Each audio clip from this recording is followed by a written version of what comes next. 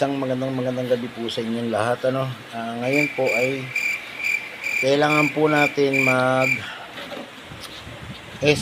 ng ng ating materyales na gagamitin dito sa ating plano, no. Yung pinagkatiwala sa ating plano, estimatein po natin 'yan. Ayan po ay dapat maminota natin, para malaman po ng may-ari kung gaano kalaki talaga uubusin yung materyales niya, no, at pati labor. Estimatein po natin yan mula pundasyon, mga bakal niyan, hollow block, at yung mga barilya, buhangin, simento, yung toilet bowl na uubusin, at tiles. Kailangan po yan po ay ma-estimate natin, kayo lagi nyo po tandaan sa pag kayo po ay mag-estimate nito, una nyo pong kukunin yung pag-estimate ay yun sa may poste, no. Kung tayo pupunta sa merong mga skill, ito po ay pan-layout,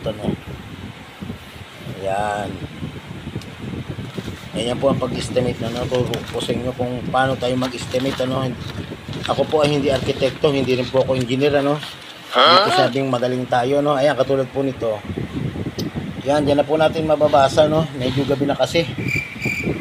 Ginabi na tayo.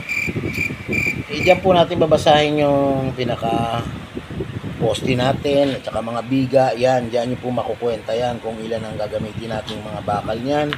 At syempre, kailangan kunin nyo rin po yung lalim ng ating pundasyon, Ayan, yan. Makukwenta nyo na po yan dyan, yung ilang parilya, ilang biga na bakal na ikakabit, at kung ilan yung semento at yung taas. Siyempre, pag estimate naman po kayo, kunin nyo naman po yung taas. Hanapin po natin yung taas niya. Pasensya na kayo, wala tayong taga-video.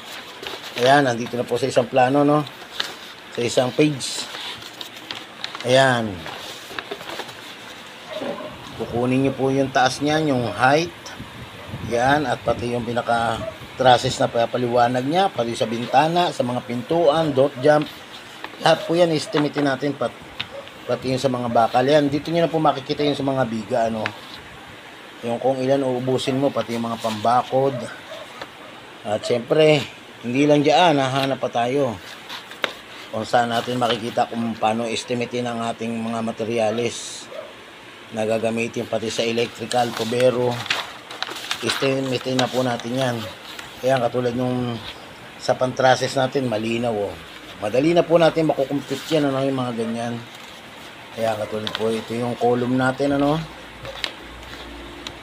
yan po yung mga bakal, makikita nyo naman po yung mga naka-continuous yan, continuous na bakal yan. Ibilangin po natin yan kung ilang piraso yan, pati itong mga C-parings na magagamit, at pati dito po sa mga parilya na magagamit, kukwentahin natin yan.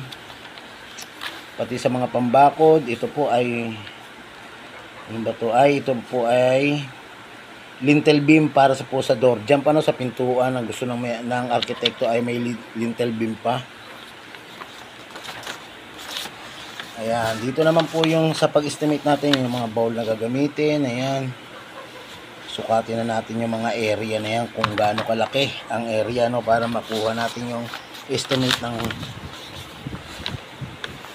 ating tiles at pati mga kisame. I-estimate na po natin yan, at hanggang dito na lang po muna kung paano tayo mag-estimate. Soon po ipapakita ko sa inyo kung paano natin in-estimate dito, kung paano natin nabigyan ng minota. Ipapakita ko sa inyo at alam ko po sa inyo kung paano tayo nag-compute nito. Hanggang dito lang po muna aking video. Maraming salamat po.